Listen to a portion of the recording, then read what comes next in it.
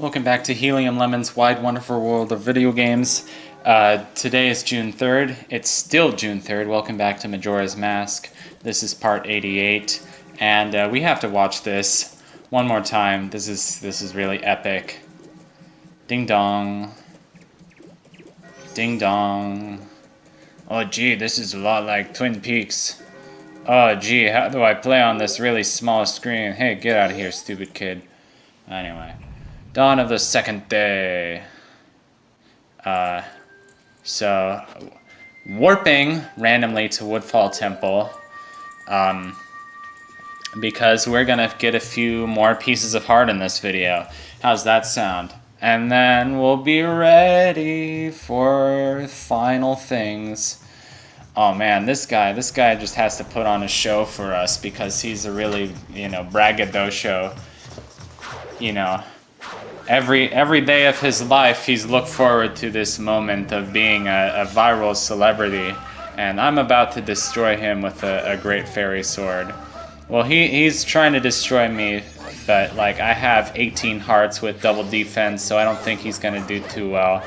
Already getting a few hits in on him with the great fairy sword, and he's defending himself pretty well, but he missed me, and now he's gonna have to pay for that. And what's he doing now? I don't know. I think Majora's Mask is very unique, that you go back to previous temple bosses and beat him again and again. He's done. For the sake of this LP, I often got very frustrated, and I'm like, oh, I have to go back and beat Goat, and it's really frustrating, but fortunately, I don't know. I didn't have too much trouble with it. We also had to do this. Give the potion to Kume in order to get the next heart piece. And I was pretty annoyed about that. Also, you notice that she coughs up a little red vapor, which I know it's supposed to be oh, she just drank a red potion.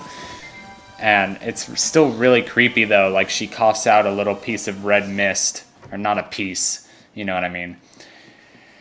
So the swamp is all nice, and it's all rainy. Today's actually a pretty rainy Wednesday.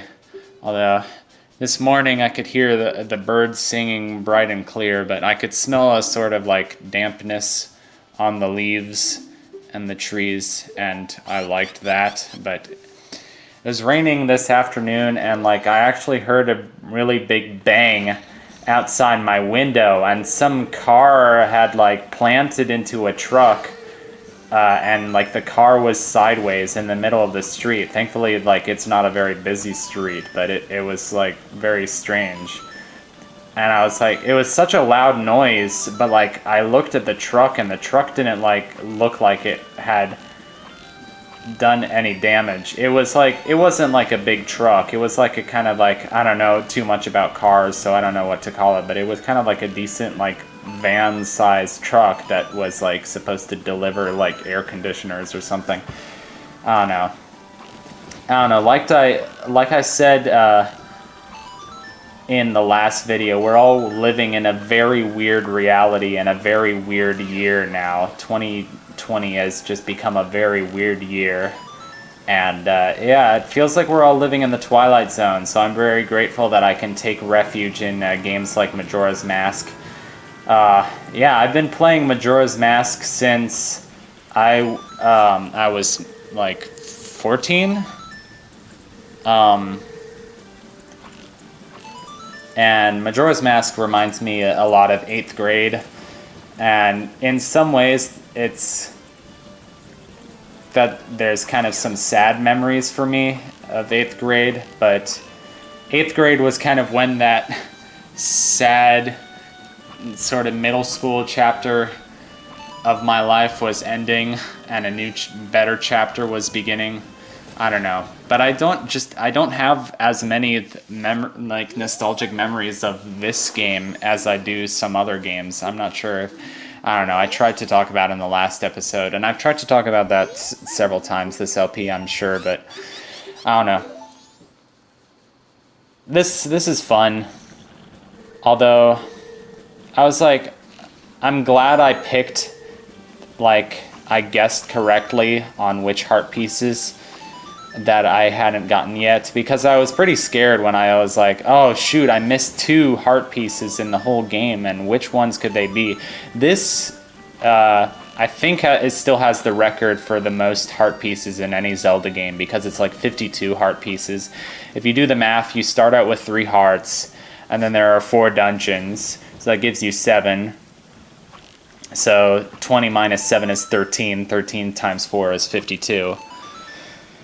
Which is also the number of cards in a deck of playing cards, but that's really random.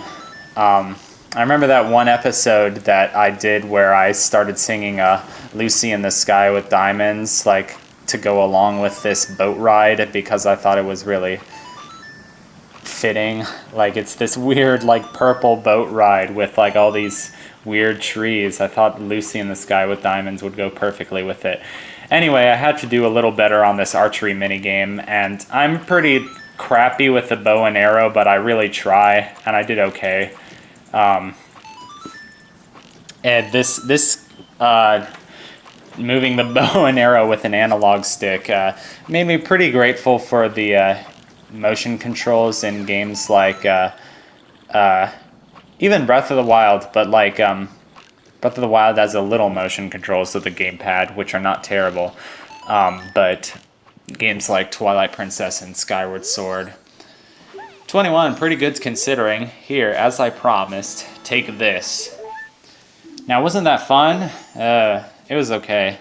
It's very odd looking when like she's in the shadows and all you can see is her eyes and her nose. Like, I know that wasn't like a choice on their part to be super realistic. Anyway, here we are at the Stockpot Inn, and what we're about to do next may surprise you, or it may not. We'll see. 8 a.m. sharp, this hotel opens up, and it's the Hotel California. Such a lonely place, such a lonely place. Something about a knife to kill the beast. I don't know.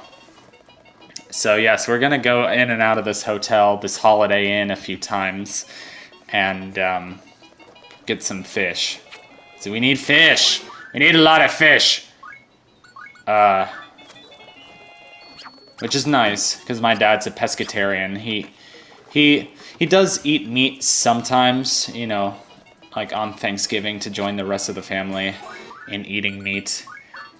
But he does not eat meat when he can help it, but he eats fish, and that's mainly for health reasons. It's also for some humanitarian reasons, but mainly for the health reasons.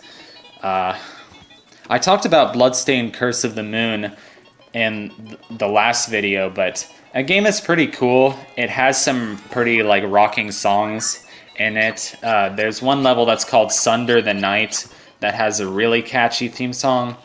Although I'm not sure what my favorite song was. The levels have some really funny names, like Sunder the Night, Blasphemy Unto Heaven, and Curse the Moon, and very epic sounding names. But the first level actually takes place on a moving train, which is kind of very like Wild Wild West style, kind of like, I don't know, I thought it was really cool when I started playing the game, and it opens up with a train. I was like, oh my gosh, this is going to be a cool game. But anything else I wanted to say about that game? I don't know. It's hard. It has some crazy stuff in it. It has some stuff that I would not show on my channel if it was not an 8-bit game. But yeah, here are these weird alien fish that eat each other. It's very pleasant.